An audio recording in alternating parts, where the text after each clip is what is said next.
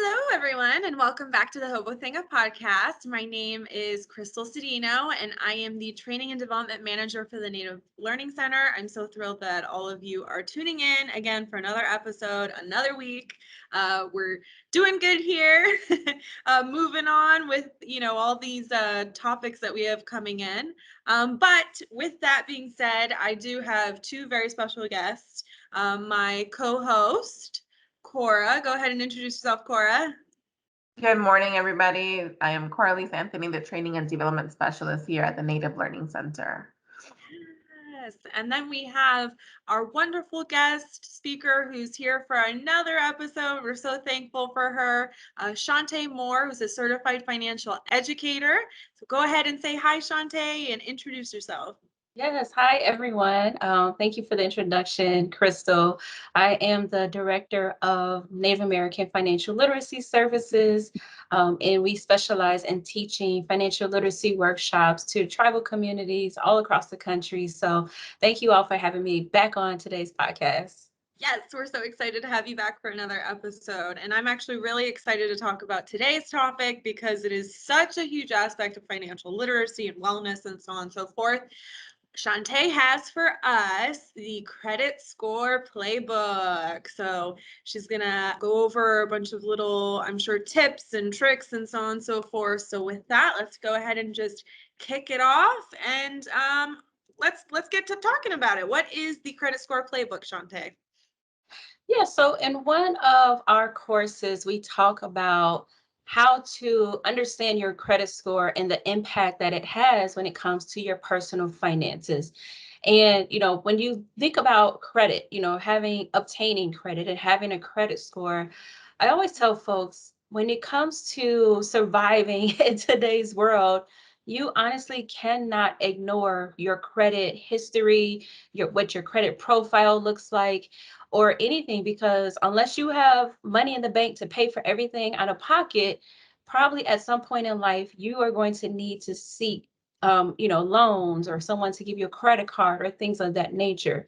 So the credit score, when we talk about understanding your credit reports and your scores, we know what we know is that this information is reported for it's a very public information that can be reported to different credit bureaus. You have Equifax, TransUnion, and Experian, and they put together a report that basically identifies, your basic information, your employers, your address, but also any financial accounts, whether that's a loan or bank accounts or, collections, anything that's out there, they actually report that information so that lenders can look at your credit profile and determine if they want to actually, extend any credit to you. So I know, Krista, you teach a lot about budgeting and expenses, and that's information that's super basic. Again, we can't ignore those basic factors when it comes to your credit score.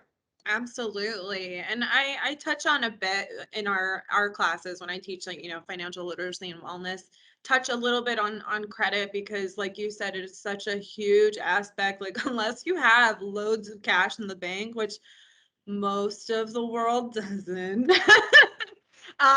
you're gonna need this in order to, buy those bigger ticket items, home, car, and all of those, important things that may or may not be needed depending on your situation. But yeah, so with that, I guess let's go ahead and dive in. I'm seeing the first item here are reports and scores. So why don't you go ahead and tell us about that?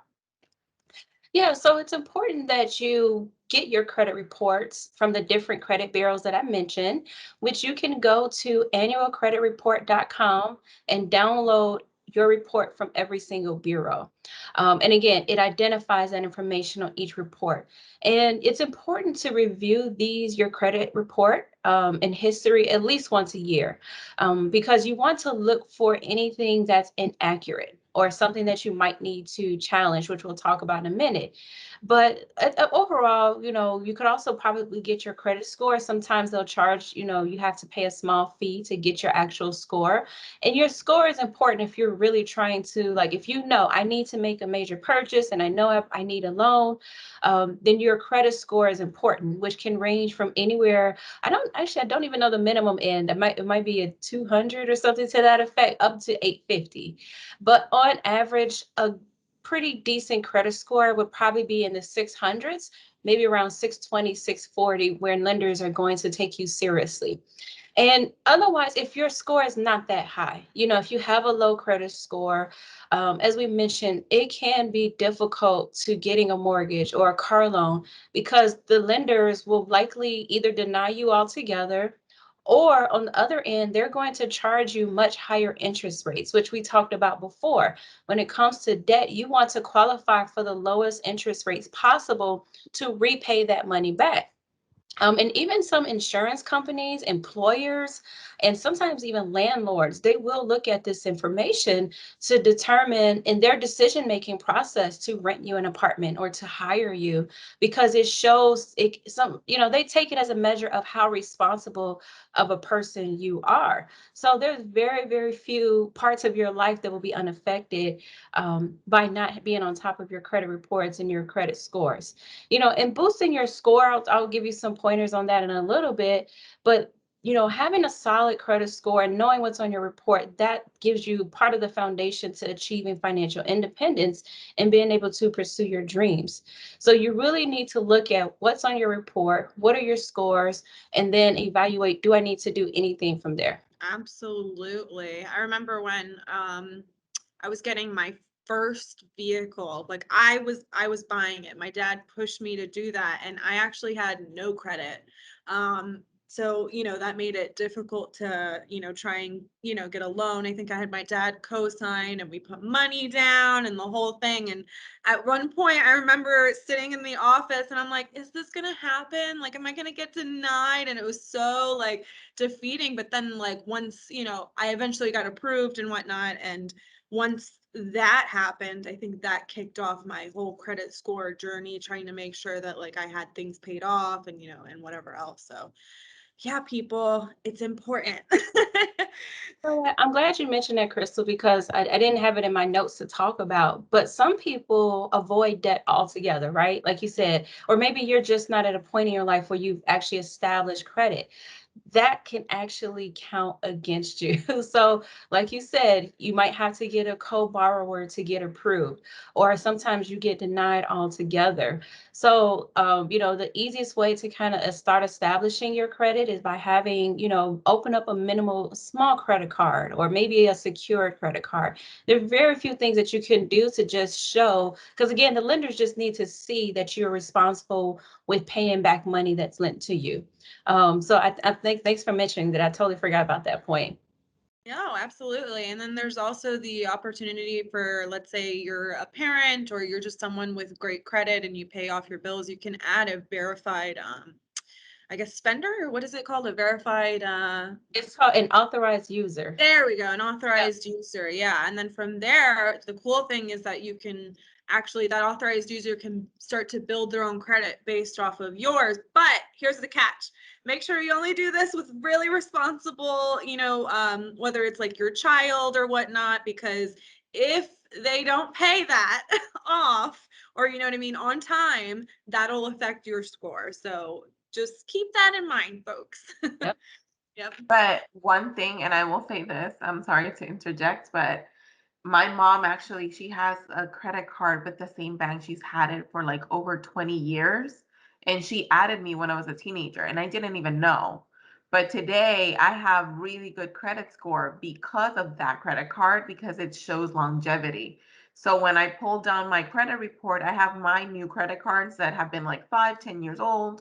And they're like, that's relatively new still. Oh, but you have this one that's over 20 and you've always paid it on time. And that was my mom taking care of it. So she kind of gave me a head start. And it was funny because a few months ago, I went to buy a car and here comes this like simple looking lady. Nobody's taking her seriously.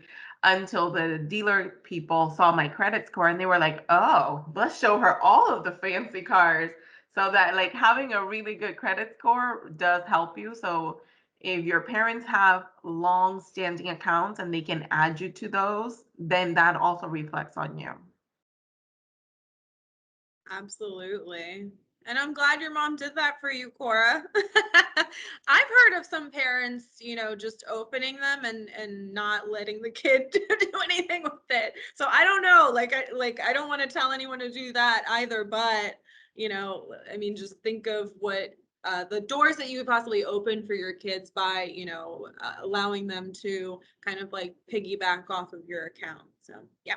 But anyway, let's go ahead and focus back to our episode. So our next discussion point is defend your score. Can you go ahead and expand on that? Sure. So let's say you get your credit report back because you went online and you downloaded and you notice that there's something wrong. So maybe your credit card company, they might have reported something incorrectly. Maybe there's a late payment on there that you actually didn't have. Or maybe there's some negative information that's actually now expired and can come off the report. Negative information could be like an eviction, or maybe you had a lien that was paid off or something to that effect. But because it's resolved, you can actually have those taken off. So having those errors on your report, they can sabotage your credit score. So that's when it's important to understand how to defend your credit worthiness. And so how do we defend it? Well, we need to let the credit bureaus know there's an error. And the first step to do in doing that is to actually write a letter to the credit reporting agency. They all give you their contact information, and you want to just explain that there's an error. And in the letter, you want to state your name, your address, exactly what you're disputing. And then if you have documents to support your case. So for example, if you said, no, I didn't pay that on late. I paid it on time. Here's my bank statement to prove it, or whatever the case, have those documents ready as well. And then it's very important to understand, because some credit bureaus, they allow you to file disputes online. And I actually advise against that. And the reason being is because they'll get think about automated processing. They'll get your information, they'll scan it through their system, and they'll basically say, oh, that information is incorrect, and they close your dispute. However, when you have to write an actual letter and you put it in writing, and you mail it in, somebody has to open that letter. Somebody has to read it. Somebody has to actually scan it in, and you'll have a much, much better chance of them actually taking a look at your dispute and trying to resolve it.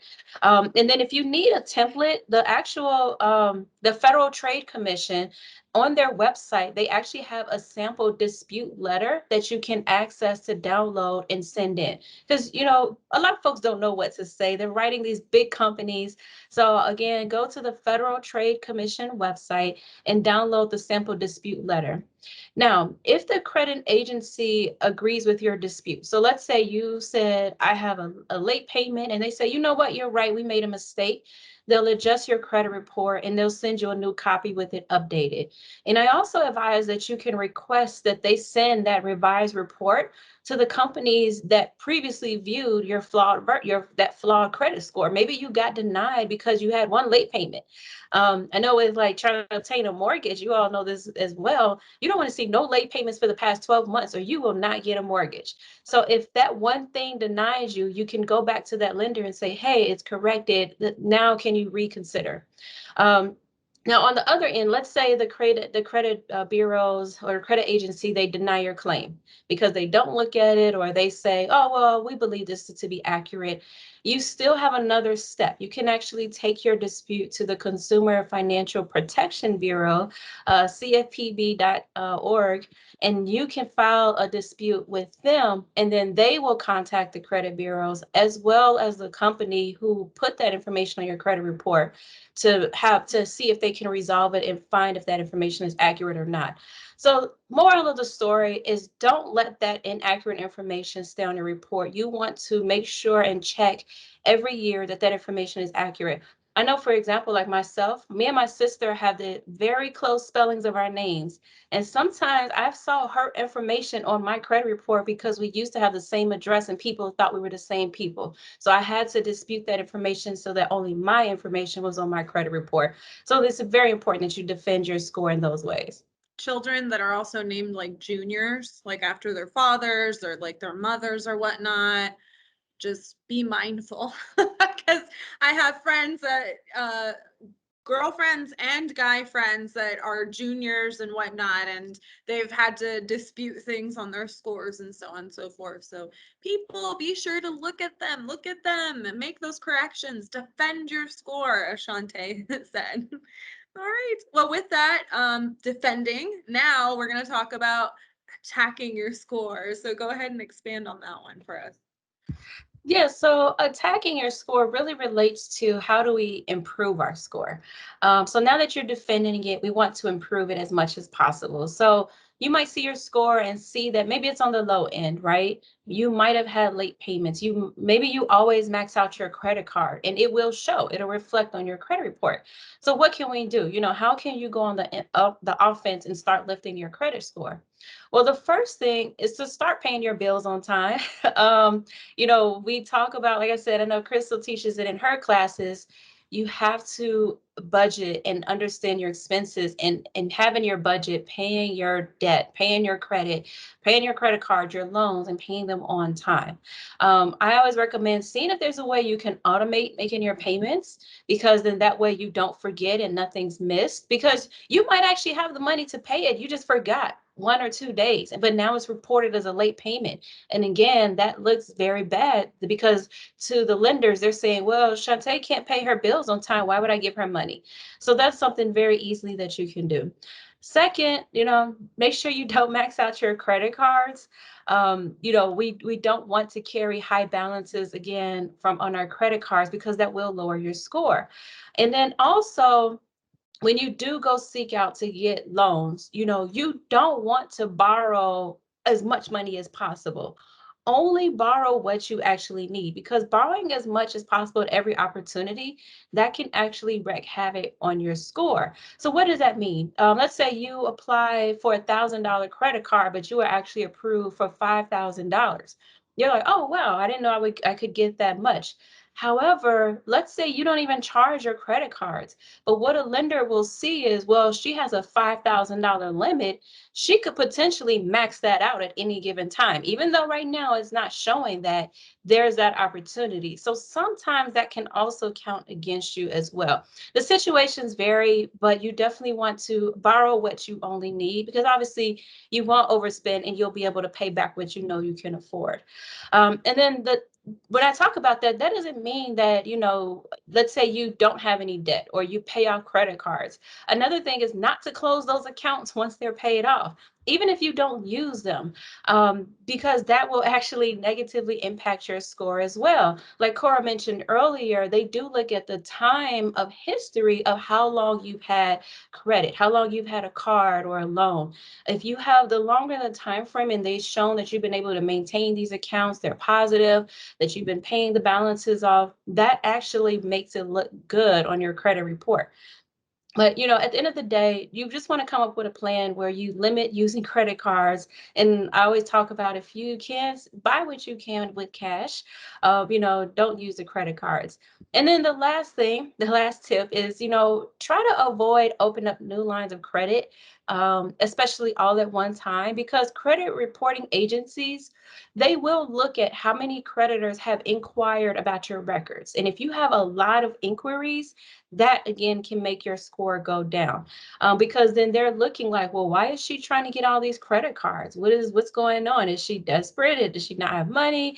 They again factor that into how much debt you could accumulate in the future. So again, it takes time to look at these things. It takes time to increase your score. I also recommend, don't fall for those credit repair gimmicks. You can do this stuff on your own. Some people put themselves out there as credit repair specialists, and they charge folks hundreds or maybe even thousands of dollars and say, oh, I can fix your credit report. I would be very, very cautious of those quote unquote resources, because again, these are things that you can take care of on your own. Absolutely. Those quick fix. It's like there is no quick fix. You have to pay that off. That's something that you have to take care of. And like you said, it takes time. And I think another key thing that I just want to mention is don't get discouraged, because I know that, like, let's say, for example, let's say something has happened in your life where you have needed to, I don't know, upcharge on, those cards or whatever it may be. And then now you're looking at it and you're like, oh gosh, I'm never going to get out of this. And that's not true. You know what I mean? And if a lender denies you in the beginning, it just means right now. So maybe we need to create a plan of action to, fix that, so that maybe at a later date you can go ahead and get approved for that loan. So just wanted to toss that tidbit out there. Yeah. That's very true, Crystal. When I actually moved from Texas to Florida, I did not anticipate how expensive a cross country move was. And I had to rely a lot on my credit card to buy new furniture, to plane tickets, like all of the shebang. And my credit went down almost 90 points. And I felt like, oh my God, how am I going to recover from this? I'm doomed forever. But within a couple of months, and like you said, making an action plan and being mindful of my spending and paying back as much as I could, I eventually got those 90 points back. So there is always a light at the end of the tunnel, and just having the discipline to create that plan and stick to it. Mhm. Yeah, and I'll just share as a final thought, like you all said, it just takes time and it takes work. But also remember that there are resources out there for consumers. I mentioned the Federal Trade Commission earlier. Definitely Google them, go to their website. They have so many pages for consumers, lots of information about credit reporting, about scores and how that works. And all that information is 100% free and it's super easy. Again, you could just Google it and find that information. So again, it's just about being educated and taking these things serious, because it's so important as we navigate, the financial economies of our lives. So yeah, thank you for the conversation.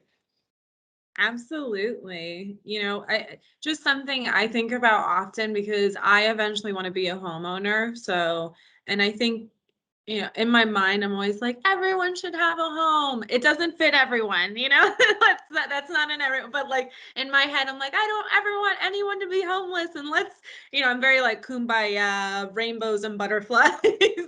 So with that being said, just do what you can, guys and gals and our listeners and whatnot. So yeah, like Shantae said, take it seriously and let's get those scores up. Let's attack them and move forward. All right. Well, Cora, did you have anything else you wanted to add? No? Okay. Well, Shantae, do you want to go ahead and do a plug in for you and your information in case anyone wants to reach out to you for resources or anything like that? So yes, Crystal, thank you for again having me on. For those of you who don't know me, I teach everything that I talk about based on concepts in this book. It's called How Money Works, Stop Being a Sucker. I didn't write the book, but the authors Steve Siebold and Tom Matthews are huge advocates of financial literacy and education. We have over 500,000 copies sold. You can get it on Amazon, but if you would like a free copy, we talk about credit scores and paying down your debt in this book. You can contact me and reach me on my website, which is howmoneyworks.com/Shantae W. Moore /book, and you'll be able to request a complimentary copy of the book. I'll mail it out to you. There's no obligation. I just want folks to have a resource in their hand that they can look at and read, because they say if you want to keep a secret, put it in a book, right? But also, if you're interested in having a conversation with me, I am a licensed financial professional, so I do work with clients one-on-one with helping them, save and invest money and improve their finances. On my website, you'll also be able to schedule a complimentary 30-minute phone consultation with me to see how I can be a resource to you. So thanks again, both of you all, for having me on the podcast for today. Absolutely. We're so thankful for you to, doing these podcasts with us. So thank you. And I'm sure our listeners are incredibly appreciative as well. All right. Well, that brings us to the end of this episode. Again, thank you, Shantae, so much for being here. And thank you for our listeners for joining on this week's episode of the Credit Score Playbook. Hopefully you've enjoyed it. If you made it all the way to the end of this episode, thank you, thank you, thank you. As always, stay tuned for future episodes. You can also visit our website, www.nativelearningcenter.com. To see what we have going on in the upcoming months and so on, and then get registered for our email list as well. You can find this episode and many more on Apple Podcasts, Spotify, Google, and Simplecast. And there's many other out there, but those are the main ones that we have. And yeah, with that, if you guys need to reach out to Native Learning Center, you can always email me, Crystal Cedino at semtribe.com. Pretty efficient with answering those. But yes, thank you guys so much, and we'll catch you on the next episode. Bye.